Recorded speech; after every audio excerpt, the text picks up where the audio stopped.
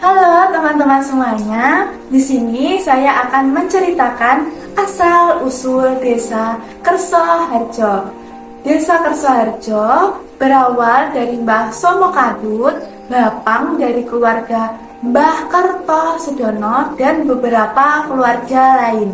Keluarga tersebut tinggal di wilayah Galoh, dekat Punden Kendil Marico. Kelompok rumah tangga tersebut tinggal di wilayah utara tepi Sungai Madiun. Bapang Bridis, Bapang Kertombalu, Bapang Irodikromo, dan beberapa keluarga lain, kelompok rumah tangga tersebut tinggal di wilayah dekat Punden, Tunggul Nogo, wilayah timur tepi Sungai Madiun. Bapang Darmo, Bapang Kartorejo, Kasimin, putra dari Mbah Irodikromo dan beberapa keluarga lain.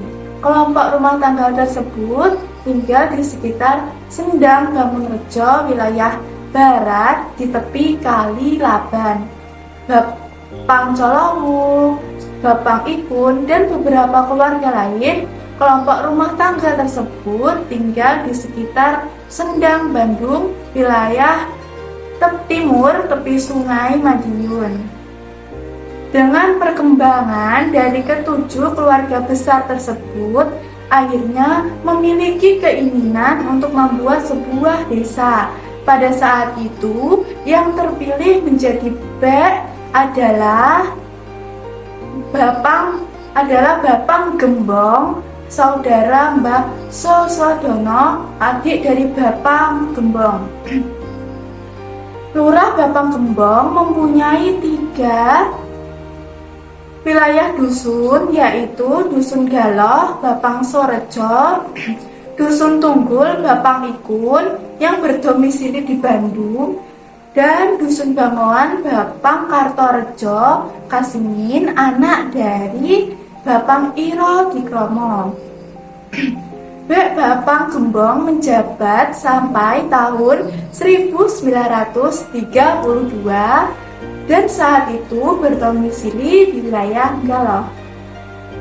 Beberapa tahun kemudian terbentuknya wilayah Kelurahan Galoh, maka keluarga Mbah Kung dan beberapa keluarga lain yang tinggal di wilayah Kranggan, Bapangmo, dan beberapa keluarga lain yang tinggal di Pencol, Bapang Lono, dan beberapa keluarga lain yang tinggal di wilayah selatan, paling timur tepi Sungai Madiun, dan beberapa keluarga tersebut akhirnya berniat untuk membuat sebuah desa.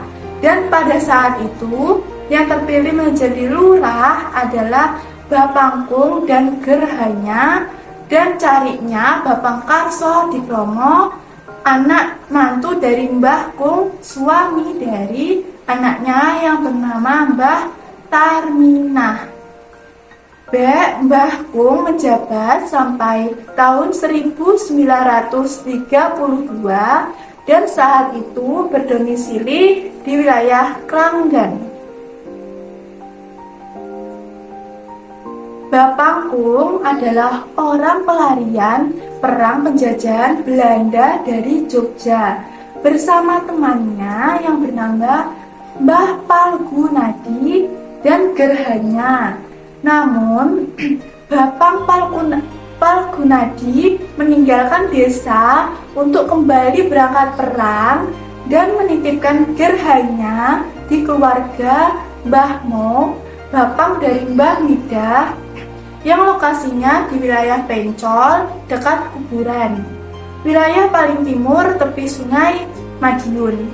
Setelah puluhan tahun lamanya, beliau kembali jenak Gerhanya dan kondisinya masih hidup dan sehat. Karena senangnya Mbah Palgunadi berpendapat kalau Gerhanya telah dijaga sehingga selamat dan masih hidup. Atas kemauan masyarakatnya untuk menjaganya, Kranggan, akhirnya beliau memberi nama wilayah Kranggan menjadi Kerso, atau yang berarti kemauan karena Desa Kerso pada waktu itu kondisi perekonomian masyarakatnya kesut. Maka Mbah Palgunadi ingin menambah nama Harjo atau artinya kesejahteraan menjadi Kerso Harjo yang maknanya kurang lebih kemauan untuk kesejahteraan. Nama Kerso Harjo tersebut disampaikan oleh Bapak Palgunadi kepada lurah terpilih dari tahun 1932, yaitu Bapang Podikromo Kasimun, anak dari Bapang Iro Dikromo. Sistem pilihannya dengan cara tek-tek-glatek.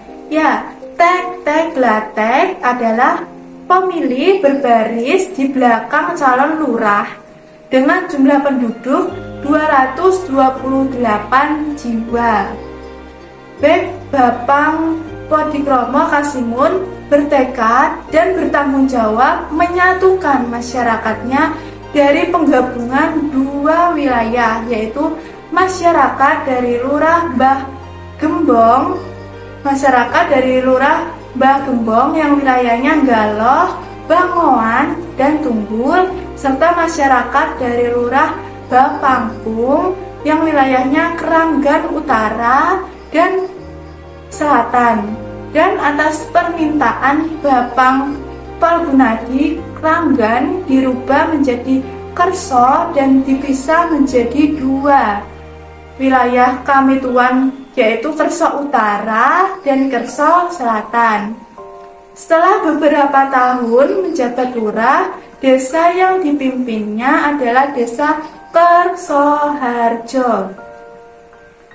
Mbah Palgunadi meninggal di Kerso Utara dan layonnya dimakamkan di makam Pencol. Dalam perjalanan saat menjabat sebagai lurah Kerso Harjo, Bapang Podikromo Kasimun yang dibantu cariknya yang bernama Muh Muslim Kusni mulai tahun 1945 hingga 1960, Lurah Bapang Podikromo Kasimun mengambil kebijakan untuk membagi tanah-tanah yang menjadi wilayahnya agar menjadi hak milik warga masyarakatnya dan dicatat di buku C Desa. Namun dalam prosesnya masih banyak perubahan.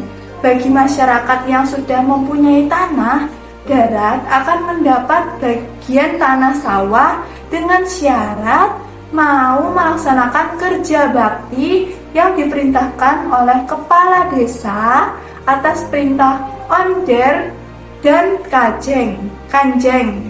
Kemudian tanah-tanah tersebut ditetapkan oleh pemerintah pada tahun 1960 dan diberi SK Gogol. Semenjak SK Gogol terbit, maka tanah sawah tersebut menjadi hak milik tetap. Masa jabatan beliau berakhir pada tahun 1969. Pada akhir tahun 1969, Desa Kerso Harjo melaksanakan pilihan lurah. Berikutnya yang terpilih adalah Bapang Kusno Wijoto, anak dari Bapang Salimin, menjabat dari tahun 1971.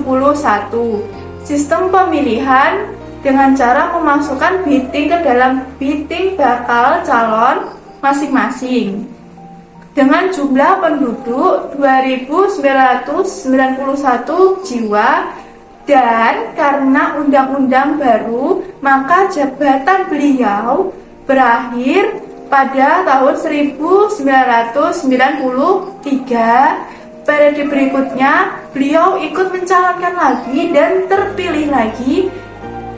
Sistem pemilihan mencoblos tanda gambar pada kartu suara dengan jumlah penduduk 3.234 jiwa.